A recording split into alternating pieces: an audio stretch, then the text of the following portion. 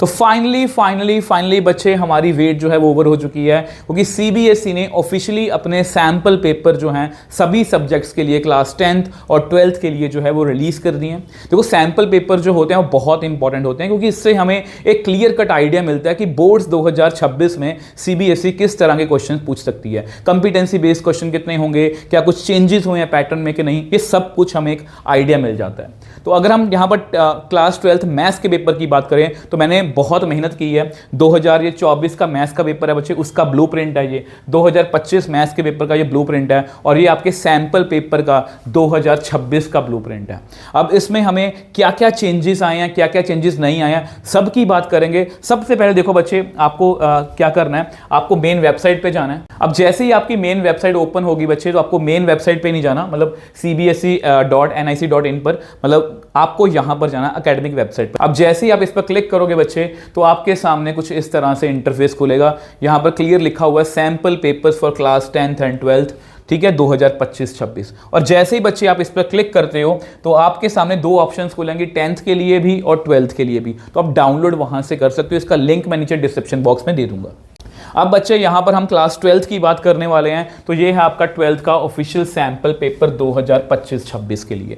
तो कुछ देखो यहाँ पर ये आपके वहीं 18 MCQs हैं, 2 रीजन असर्शन है, सब कुछ वैसे ही है, ठीक है। देखो अभी अगर मैं आपको क्वेश्चन दिखाने जाऊंगा तो मुझे नहीं लगता क्वेश्चन दिखाने का आपको कुछ भी फायदा है, क्योंकि अभी आपने कुछ सिलेबस कर रखा होगा, आधे अधूरे चैप्टर्स कर रखे होंगे, 6-7 चैप्टर्स आपने किए होंगे। मैं जस्ट आपको डायरेक्टली ब्लूप्रिंट पे लेके चलता हूं, क्योंकि उससे हमें एक आइडिया मिलेगा कि हमें तैयारी जो है वो किस लेवल से करनी है।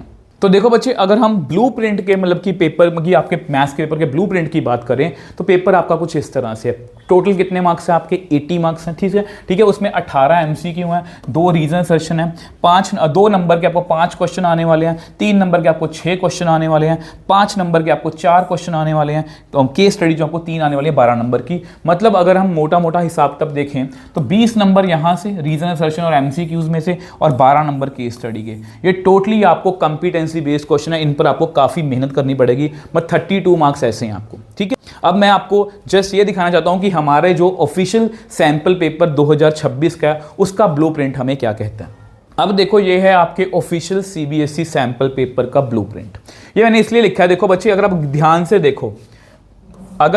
से देखो तो चैप्टर 1 रिलेशंस फंक्शन में से एक केस स्टडी, मतलब 4 नंबर का क्वेश्चन, ठीक है। ये ऐसा करूंगा, ये पीडीएफ जो है मैं आपको टेलीग्राम चैनल पर अपलोड कर दूंगा, वहां से जाके आप डाउनलोड कर लेना। ये मैंने लिखा हुआ है, ये सीएस का मतलब केस स्टडी है, एमसीक्यू, आरए का मतलब रीजन सेशन 2 मार्क्स, 3 मार्क्स, 5, ऐसे मैंने लिखा हुआ है। ध्यान से देखो, रिलेशन फंक्शन में 4 नंबर का पेपर आया, और इसमें से 4 नंबर का 24 में भी 4 नंबर का पेपर आया था, और 25 में 5 नंबर का पेपर आया था। और अगर आप इसका यूनिट 2 जो है, मतलब 1 जो है, चैप्टर 2 की बात करें, 4 number inverse trigonometry, 4 number inverse trigonometry, 3 number.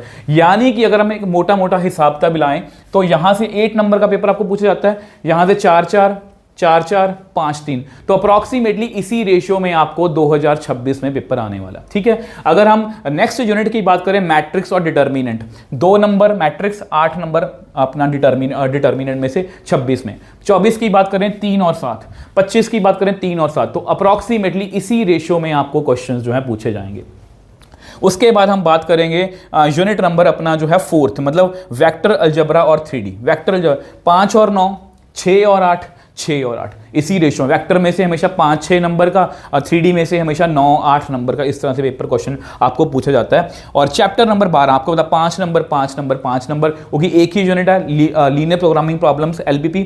और चैप्टर नंबर 13, यूनिट नंबर जो 6 है आपका, ये है आपका 8 नंबर का, 8 नंबर का 8, हमेशा ऐसे ही आता है। देखो, case study 3 marks MCQ, case study 3 marks MCQ, case study 3 marks MCQ, हमेशा इसी तरीके से आपको एक क्लियर कट आइडिया मिल रहा है यहाँ पर कि प्रोबेबिलिटी में से हमें केस स्टडी पक्का आने वाली है, एक 3 नंबर का क्वेश्चन हमें ऑलमोस्ट श्योर है, और एक MCQ। इसी तरह से पेपर हमेशा पूछा जाता है। मेन बात करते हैं हम इस यूनिट की, मेन बात हम करेंगे इस यूनिट की, जो है आपका कैलकुलस, क्योंकि ये काफी बड़ा यूनिट है। अगर हम कैलकुलस को यहां पर देखें, ठीक है, और अगर हम कैलकुलस को यहां पर देखें, हमेशा जो पेपर पूछा जाएगा 35 मार्क्स का ही होगा। बट क्योंकि इसमें चैप्टर्स ज्यादा हैं बच्चे, तो ध्यान से देखो, डेरिवेटिव में से 9 नंबर का पेपर इस बार पूछा गया, मतलब सैंपल पेपर में, और 24 के पेपर में 7 नंबर और 25 के पेपर में 9 नंबर का डेरिवेटिव में से आया था।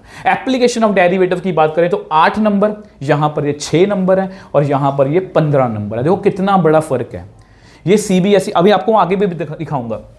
इंटीग्रेशन 9 नंबर, 11 नंबर और सिर्फ 25 में 5 नंबर का पेपर इंटीग्रेशन में से आया था।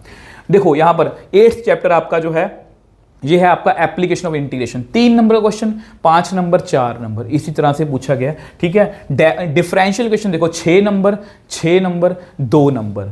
मतलब यहां पर देखो मैं आपको ये कंपेयर इसलिए करवा रहा हूं क्योंकि कैलकुलस आपका 35 मार्क्स का है, बट ध्यान से देखो इसमें 5 चैप्टर हैं, तो मार्क्स की वेटेज जो है वो ऊपर नीचे हो सकती है।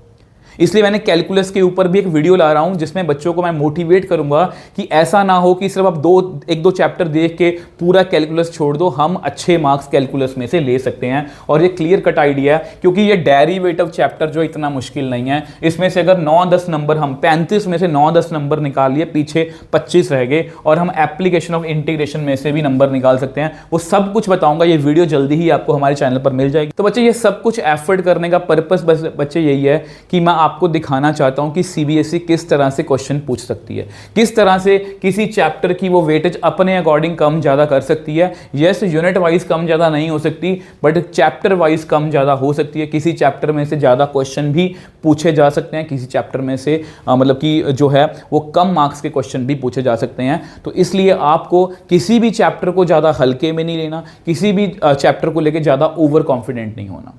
तो इसलिए बच्चे मैं यही कहता हूं कि अगर आप बोर्ड्स 2026 को लेके बच्चे थोड़ा सा भी सीरियस हो तो हमारे चैनल पर मिशन बोर्ड्स 2026 चल रहा है, जिसमें मैं बच्चों को टारगेट्स दे रहा हूं लेवल, किसी भी चैप्टर को हम 3 लेवल पर पढ़ रहे हैं, ताकि हमारा बेसिक से लेके कॉम्पिटेंसी लेवल के क्वेश्चंस तक की हमारी प्रैक्टिस हो जाए। ये सब कुछ फ्री ऑफ कॉस्ट रहेगा यूट्यूब पर। तो मैं चाहता हूं कि ज़्यादा से ज़्यादा बच्चे इस मिशन के साथ जुड़ें।